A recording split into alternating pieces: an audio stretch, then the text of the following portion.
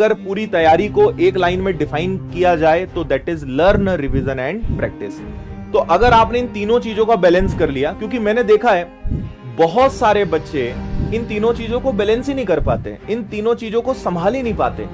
कहीं ना कहीं कोई एक चूक करते हैं और उसका असर रिजल्ट पर पड़ता है, उसका असर सक्सेस पर पड़ता है। एक चीज जो सबसे ज्यादा टफ है, और अगर मुझे अपने इस भारत देश की कभी जिम्मेदारी दे दी जाए ना कि चलो सर आपके हिसाब से एजुकेशन सिस्टम में कुछ बदलाव करते हैं, आपके हिसाब से इस सिस्टम में कुछ चेंजेस लाते हैं, मैं सबसे पहले छोटे से बच्चे को ये चीज सिखाऊंगा कि जीवन में समस्याओं को झेलना कैसे है, जीवन में कोई भी प्रेशर हो, कोई भी टेंशन हो, उसको हैंडल कैसे करना है। आपको ये आर्ट आना चाहिए, ये आना चाहिए।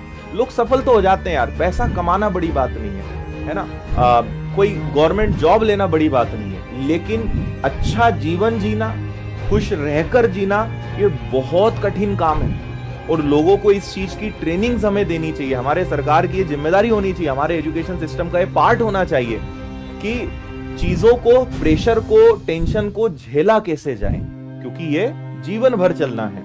तो इसलिए मैं आपको बता रहा हूं, बहुत सपने देखना बहुत इंपॉर्टेंट है यार। मैं अगर कहीं पहुंचा हूं तो सपने देखकर पहुंचा हूं। आज से 20 साल पहले मेरे अपने कुछ ड्रीम्स थे, कुछ सपने थे कि ऐसा घर होना चाहिए, ऐसी कार होना चाहिए, ऐसी जिंदगी होना चाहिए, प्लेन में कभी बैठेंगे, कभी ऐसी विदेश घूमने जाएंगे।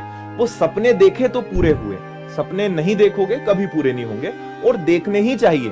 तो थोड़ा सा ना जीवन के प्रति नजरिया आपका ये होना चाहिए। इसलिए फिर से मैं अपनी बात कह रहा हूं कि जीवन में समस्याएं चलती रहेंगी, समस्याएं खत्म करने का एक ही इलाज है, या आपको अगर लगता है कि जीवन में समस्याएं कब खत्म होंगी तो वो आपके जाने के बाद ही होंगी। तो आप जीते जी इस दुनिया में किसी भी व्यक्ति को आप 100% लोगों को संतुष्ट कर नहीं सकते। और मैं बोलता हूं आप और मैं तो क्या चीज है, भगवानों को नहीं छोड़ा हमने तो। हाँ, राम भगवान का आप जिंदगी का देखिए, कितना क्या शानदार पर्सनैलिटी, कितने शानदार व्यक्तित्व, लेकिन लोगों ने उनको छोड़ा क्या?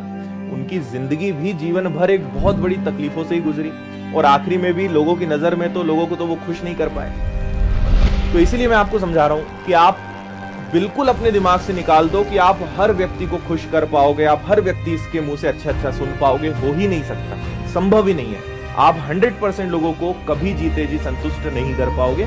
इसलिए आपका उद्देश्य होना चाहिए कि अगर मेरे इर्द गिर्द 10 लोग हैं, अगर 5 भी मुझसे खुश हैं तो ये बहुत बड़ी बात है। सफल लोगों के दुश्मन, सफल लोगों के आलोचक, सफल लोगों को क्रिटिसिज्म बहुत ज्यादा झेलना पड़ता है। आप किसी भी व्यक्ति को उठा के देख लीजिए जिसके अच्छी और बुरी बातें उपलब्ध ना हो, तो लोग किसी को नहीं छोड़ते हैं। आपको ये चीज समझनी पड़ेगी।